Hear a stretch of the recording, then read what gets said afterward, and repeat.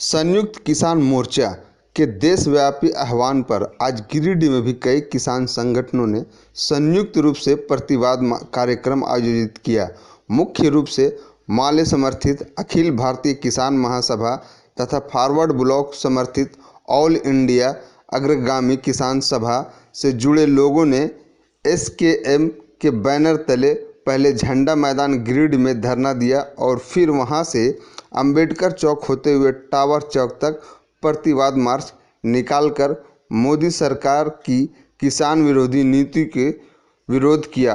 बाद में उन्होंने महामहिम राष्ट्रपति के नाम उपायुक्त गिरिडीह के माध्यम से मांग पत्र भी प्रेषित किया।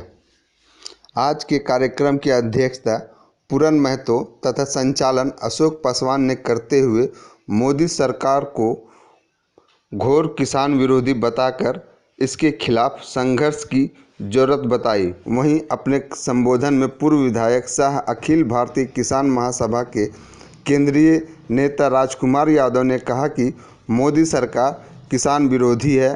केंद्र ने वादा करके किसानों के लिए एमएसपी कानून नहीं बनाया। अब आंदोलनकारी किसानों के दमन पर उतर चुकी है। सरकार कृषि उत्पादों का सरकारी बाजार खत्म करने पर तुली है। इस कार्यक्रम में मुख्य रूप से राजेश यादव, राजेश सिन्हा, विजय सिंह, मुस्तकीम अंसारी, शंभू ठाकुर, राजेंद्र मंडल, शिवनंदन यादव, रामलाल मंडल, मनोज यादव, रामकिशुन यादव, अरुण वर्मा, प्रदीप यादव, शंभू तुरी, ठाकुर मंडल, राजेश कोल, सदानंद स्वर्कर, प्रदीप महतो, शंकर पांडे समेत सैकड़ों की संख्या में लोग मौजूद थे। जी, आज 23 दिसंबर 2024 को राष्ट्रव्यापी आज जो है सो विरोध दिवस है संयुक्त किसान मोर्चा के आह्वान पर। आप सभी देश के लोग जानते हैं कि आज दिल्ली में किस तरह से भारतीय जनता पार्टी की केंद्रीय सरकार ने किसानों के ऊपर में दमन का जो है सो शिकंजा कसा हुआ है।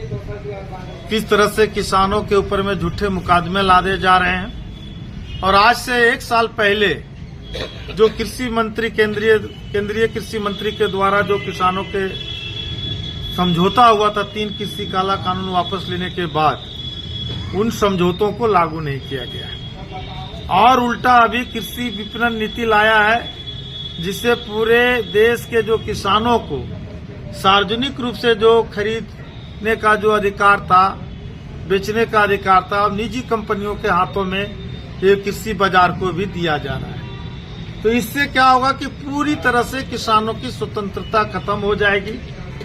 और अभी आप देख रहे हैं कि पूरे देश में अभी हमारा धान का सीजन बहुत अच्छा झारखंड में रहा है। झारखंड सरकार ने भी कहा था कि यदि हमारी सरकार आएगी तो 3200 रुपये क्विंटल हम धान का मूल्य देंगे जी। लेकिन यहाँ पर मात्र 2300 रुपया दिया जा रहा है। हम समझते हैं कि किसानों की लागत को ध्यान में रखते हुए यहाँ भी जो है सो कम से कम 3200 रुपये क्विंटल धान का मूल्य दिया जाए। तीसरा है कि बिजली बिल जो बढ़ाया गया है वो जो है सो वापस किया जाए। और चौथा है कि किसानों की सुविधाओं के लिए हर पंचायतों में धान क्रय केंद्र खोला जाए। और पांचवा है कि जो देश के अंदर में किसानों के ऊपर मुकदमा किया गया सभी मुकदमे वापस हो और केंद्र सरकार किसानों की दमनकारी नीति बंद करे।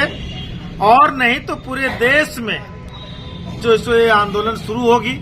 अभी आप देख रहे हैं कि भारतीय जनता पार्टी संविधान को खत्म करने की भी कोशिश कर रही है और डॉक्टर भीमराव अंबेडकर साहब को किस तरह से अपमानित करने की कोशिश हुआ है।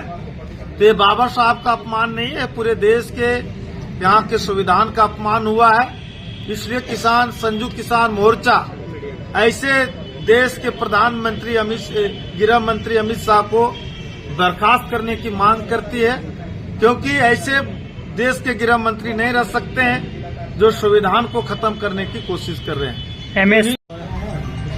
जी, संयुक्त किसान मोर्चा के आह्वान पर आज देश के सभी 787 जिलों में प्रतिवाद कार्यक्रम आयोजित हो रहे हैं और इन कार्यक्रमों का मकसद है कि इस देश में जो किसानों के लिए मोदी सरकार ने किसान आंदोलन के दौरान एमएसपी कानून बनाने का जो वादा करके आंदोलन को समाप्त करवाया था, उस मोदी सरकार ने किसानों के प्रति धोखेबाजी और वादा खिलाफी का काम किया।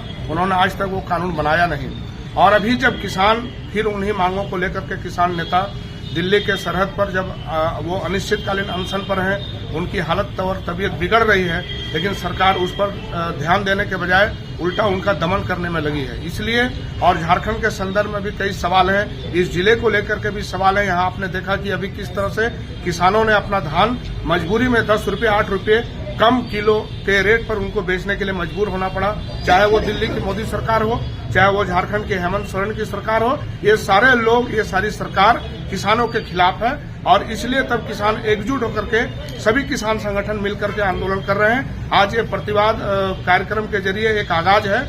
आने वाले दिन में ये आंदोलन और बढ़ेगा। हम तमाम किसानों से आह्वान करते हैं, आम लोगों से आह्वान करते हैं कि वो किसानों के इस आंदोलन को समर्थन करें।